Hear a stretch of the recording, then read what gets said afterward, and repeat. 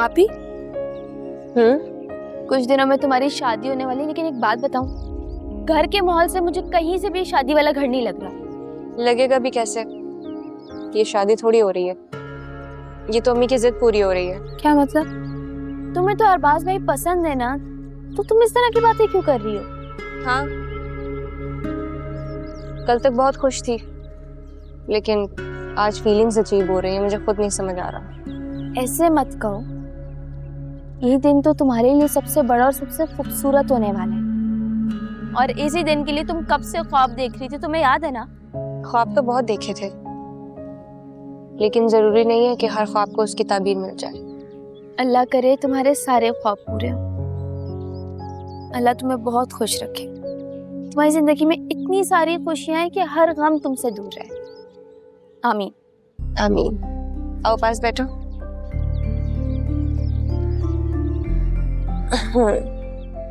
मुझे बताओ, अभी जब मेरी शादी हो जाएगी और मैं यहाँ से चली जाऊंगी, तो तुम मुझे भूल तो नहीं जाओगी? ये कैसी बातें कर रही हो? हमारा रिश्ता कोई ऐसा थोड़ी कि हम एक दूसरे को भूल जाएं। पता नहीं कैसे कैसे वहम तंग कर रहे हैं मुझे खुद भी अंदाजा नहीं हो रहा।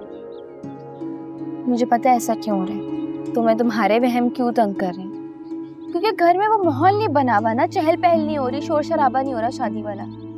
लेकिन बेफिक्र रहो, इसका हल भी मैंने निकाल लिया। क्या? मैंने मरियम और आयशा से बात की कि वो घर पे डांडिया लेकर आए, ढोलकी लेकर आए। हम एक काम करते हैं, हम एक छोटी सी ढोलकी कर लेते हैं घर पे, कैसा? और अम्मी को कौन संभालेगा? भैया।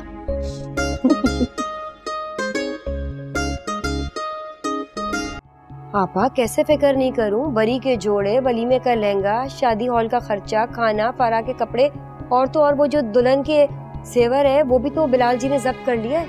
अब आप क्या क्या करेंगी? इतना तो मुझे भी पता है कि आपके पास इतने खराजात के पैसे नहीं होंगे। अरे सारा, तुमने मुझे बहुत हल्का ले लिया है। मैं वो हाथी हूँ जो जिंदा हूँ तो लाख का, और मर जाऊं तो 1.25 लाख का।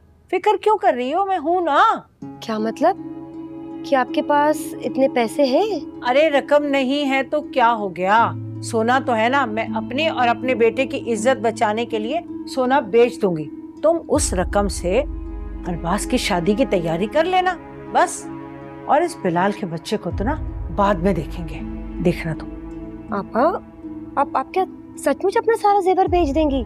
लेकिन वो तो आपकी माँ की निशानी है, आप कैसे? जिंदा लोगों की इज्जत मुर्दा लोगों की निशानियों से ज्यादा बेहतर होती है। और मेरे पास मेरे माँ बाप की निशानी ये घर है ना, बस मेरे लिए यही काफी है। तुम मायरा को फोन करो और जल्द से जल्द ये काम करो, साथ में फारा को भी लेकर चली जाना। और बिलाल जी, अगर उन्होंने फिर से कोई नया फसाद खड़ा करने की कोशिश की तो?